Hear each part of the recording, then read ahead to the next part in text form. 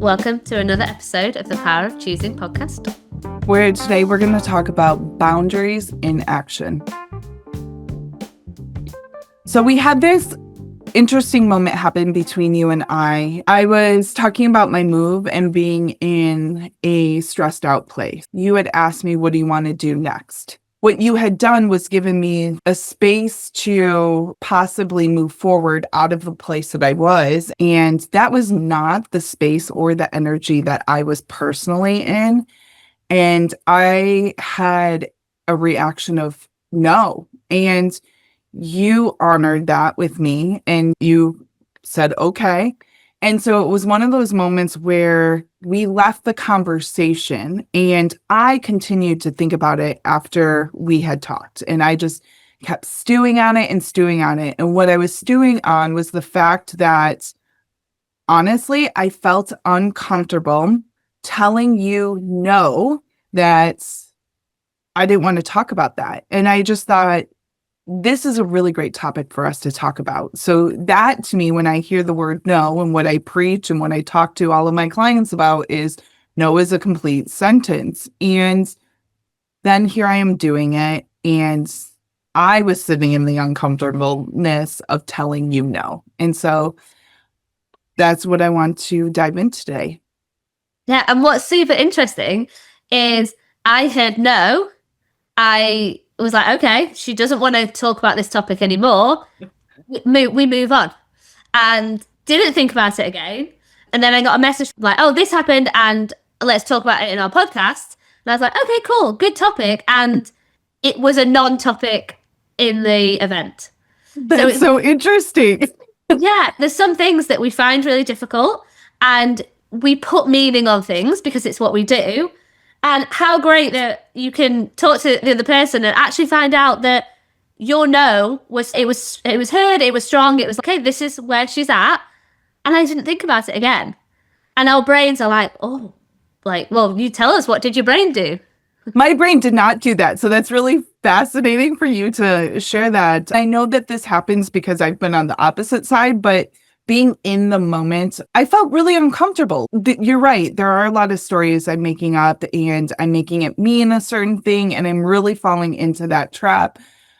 I think for me, when I made it mean was just like, oh, she's going to judge me. She's going to critique me. She just wants me to think positive thoughts and I'm not thinking positive thoughts. And that's not where I am. And like, a whole narrative. It kept going. It did not stop. And I know my relationship with you where we're open and honest. And so I just told you and then was able just to kind of like let it go to the side. And why I want to talk about this with the listeners is because this is a lesson that I've learned over time. Like boundaries are something I understand.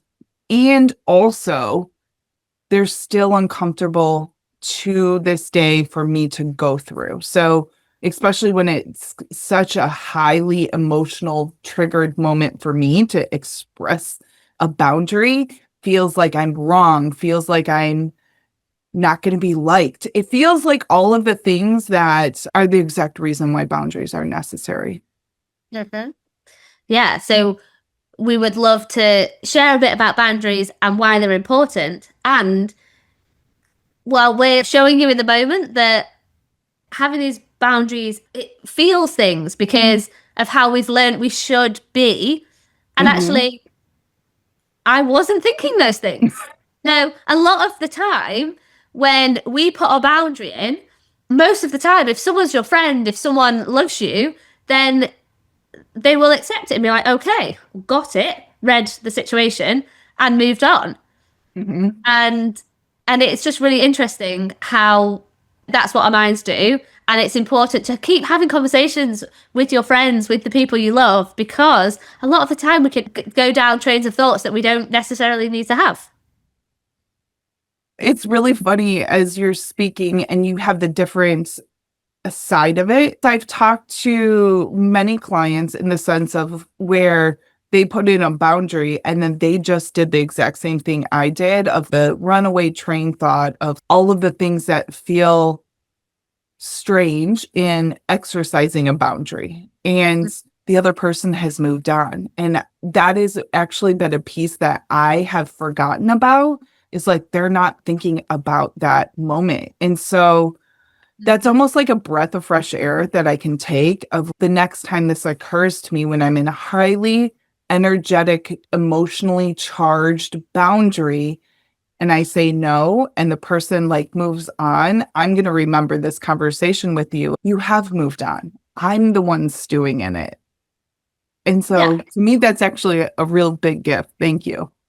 And it's the reminder to everyone that we and everyone individually is thinking more about themselves than anyone else. Yes. They're rarely thinking about you and the things you say and the way you show up. Well, this just shows me how in it I've been. Because I never made you wrong, but I'm sure I took that and like twisted it. And then not just your conversation, any other conversations I've had while I'm in the state that I'm in, I've twisted it to also mean this too. So you're just one part of the whole bigger picture for me of how much I've been making meaning mean what I've been making meaning mean. Mm-hmm. Yeah. So boundaries are going to feel uncomfortable. And the reason is because we have a view of the world. We've been given a view of the world by everyone we meet and society, and it has rules, and it's a good thing. It helps us all live. And there's lots of things that we don't need to hold on to. And Mhm. there's lots of behaviors that we don't need to take on. So the kind of rules I'm thinking about is that it's not okay to get angry about things. It's not Right. okay to cry or be sad because it might make other people feel uncomfortable. It's not okay to say how you feel if it's going to make a fuss. Sit back, be good, follow the crowd, don't stand out too much. These are all the kind of rules that we are taught to live by to help us get on well in society. And at some point, we realize actually there's some things that don't work for me. And Mhm. that's a boundary that I'm going to hold. So it can look like saying yes to everyone that asks for help because you've become this person who loves to help. And then everybody asks for help and you never say no. And you burn out because you can't possibly say yes to everybody that needs help. But your identity is so entwined with helping that it gets really mixed up. Like, if I don't help people, then who even am I? Yes. Yeah. I'm thinking of clients of mine. I'm thinking of mothers specifically, and then anybody who works in the fields that I do, where we give a lot of care in the sense of being a coach. All of those things, service-based entrepreneurs or service-based industries, are really going to be a space where it is like that is tied into the identity. And so it does feel like having a boundary around that feels almost threatening because your identity is so wrapped into that aspect. Mm-hmm. Yeah. And there's so many boundaries that we can have. And it's sort of in fashion at the moment, like set your boundaries. Right. And it is so important because at the end of the day, you have to look after yourself Hmm. and you have to do what's right for you. So a lot of coaching, what we're teaching people to do is really to start to figure out who they are, what they need, Hmm. and make sure they're getting that. And it's sometimes at odds with, but how can I be a perfect member of society and Hmm. hold my boundary? Yes. I know that there are different categories of boundaries, and in our episode, we're not talking about other boundaries other than the emotional ones. And that is what we're referring to, the emotional boundaries. It's not something you can physically see. If it's a physical boundary, it's very easy to see. Like if I told you not to touch me and you touch me, it's easy to see that. But in emotional, it's harder because there's no physical evidence of it. And then taking that and twisting that, like I had in my own internal thing of making it mean what I was making it mean, there's just a different it feels heavier because it's not like an actual physical thing. It's that emotional gymnastics is kind of what's going on in my mind that we have this tendency to do when exercising a boundary. Like, we have every right to do it. Going back to the whole thing that this brought this conversation up, I exercised a boundary. You were totally cool with it and moved on like nothing had happened. But then part of the meaning I made that was like, she just wants me to be positive. She just wants me to move this forward. And that was not the case at all. But that's Yeah. what I twisted it to mean. Yeah, and because the other side of your boundary is the potential to upset someone, which is what Correct. we're not comfortable with. Correct. So maybe because I have had coaching and I'm okay with someone saying no to me because I don't need to make it about anything about me. So I Right. could easily have gone to a place of, oh, I was just trying to help. Why is she being rude? Or she could just let it go. And actually, neither of those places is where you want it to be. And as a coach, I know to let the other person be where they want to be. Hmm. And it wasn't my job in that moment to try and change things. Hmm. And I think because I know you and I know that, okay, when you say no, you mean no, it's like, cool. And that's what we need to learn. If somebody says no to you, it's all about them and nothing to do with you. Yes. And and this is where if we can start being okay with other people's boundaries, then everyone can just have boundaries and it's not a thing. If someone says no to wanting to come to the cinema with you, that's okay. They don't have to want to. It doesn't mean they don't love you. It doesn't mean they don't like spending time with you. They've got their stuff going on. It doesn't work for them. And if we Hmm. can just like allow it to be this, like, nothing has to mean anything. We have our boundaries. They have theirs. Can they work together? Yes or no? It could be a no. That's a conversation. Or it could be actually, we need to all stop making meaning that isn't there and we can Hmm. totally be in this together. Hmm. And then there's different conversations around this. A lot of the things come down to knowing yourself.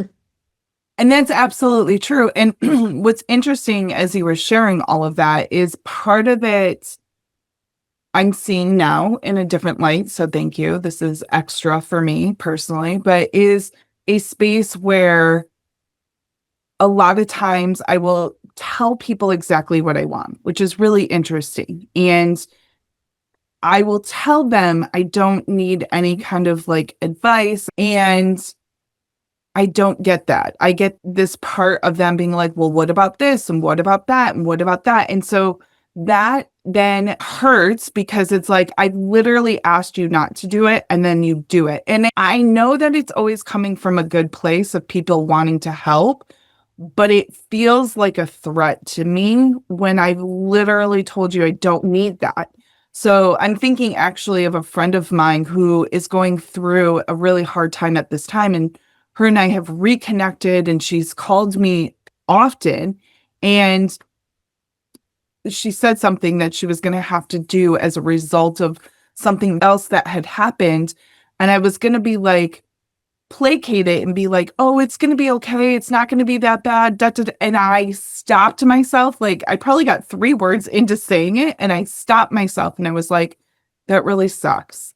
And that's all I said. I just kept saying the same thing over and over because I don't like when people tell me things that I know that I can do. Like, I just need someone to allow me, and this is the important part to me, allow me to sit in the space that I was in when I exercised the boundary. And exercising the boundary by literally telling you, I don't need you to fix me, essentially.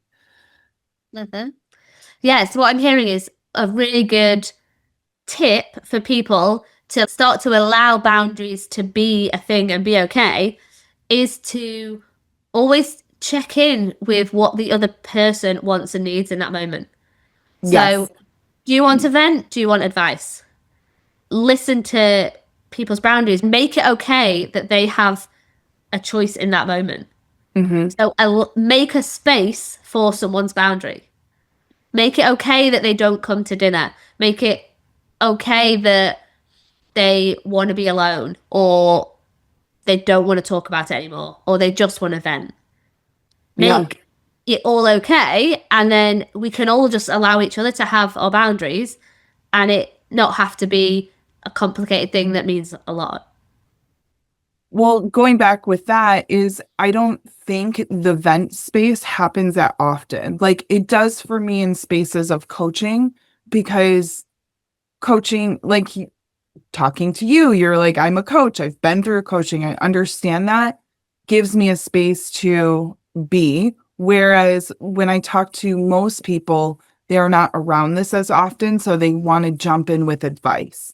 And it's something that I've noticed for myself where I want to jump in with advice as well. Like we're all human. We really want the best for one another. But it is a thing about letting people vent. That's the missing piece for me. And when I say vent, I don't mean vent for weeks or months or years. I'm saying like set a boundary around that as well. Like, can you give me 5 minutes just to vent or whatever the case, but have a limit on it so you can get it out. And like, I just need you to tell me that sucks or whatever the case might be, but just something very neutral in the sense of I don't need you to tell me what to do next. I'm a capable human of figuring it out. I just need to get the frustration out, going back to that anger bit that you're saying is not acceptable, but allowing someone to get the vent out. And so it's what I've been observing lately is the advice giving is exhausting. And when the advice giving happens, I've learned that I'm shutting down and I just don't want to be around anyone because I don't want unsolicited advice, which we live in a culture, at least I feel like I live in a culture where advice giving happens on the frequent. Mm-hmm. Yeah, and it's all well-meaning and people want to try and help because Yes. that's what we do and it feels good to help. Yes. And it's that line between like, am I being helpful or am I not? And being able to discern that is really helpful and really necessary to really be there for your friends in a way that they can land and feels good for them. Mm-hmm. So boundaries are so important, and so many people talk about boundaries and how it's really important to set them. And I think what we wanted to show you in this episode was it takes practice, and there's a bit of this getting used to the uncomfortableness that setting a boundary can have, Mm-hmm. because we're going against the norm. We're going against what we should do to be the good one in that moment. And it takes practice. And even with all the practice in the world, it can still bring up feelings. And it's just knowing that that's okay. It's Yes. okay to have a boundary. It's okay to feel uncomfortable. It's okay to want to chat about it afterwards and have a conversation and check in that everything's okay, which most of the time it's fine because, as we say, a lot of it is in our heads. And then for the other people on the other side of a boundary, it's again not making it about you. So just allowing boundaries to be a thing that everyone can have Mm-hmm. is what we want for everyone. Something I constantly am always focused on is space is this really great place. And everything that you talked about is that is the more we can open up space of just allowing things to be rather than forcing a situation is just where it's like one can breathe and one can transition out of it. And so I just love this. To me, it feels like another layer within boundaries. Like, yes, exercise boundaries, but goes deeper, like the uncomfortableness you have of exercising them and then the narrative that you can run through. And so it's okay for all of that. It's just getting really present and knowing yourself and really going through the whole cycle of it. And the more you can allow space to happen, the more you can shift out of the story and narrative that you're telling yourself. And yeah, have conversations and be like, you're like, oh, I moved on and I had not. So now we can go to a place and find new ones. So Thank you for allowing this episode to happen today, because it really gave me a lot of closure on it. And I hope our listeners can find closure in theirs as well. So thank you for coming to another episode of The Power of Choosing. Today we're talking about boundaries in action.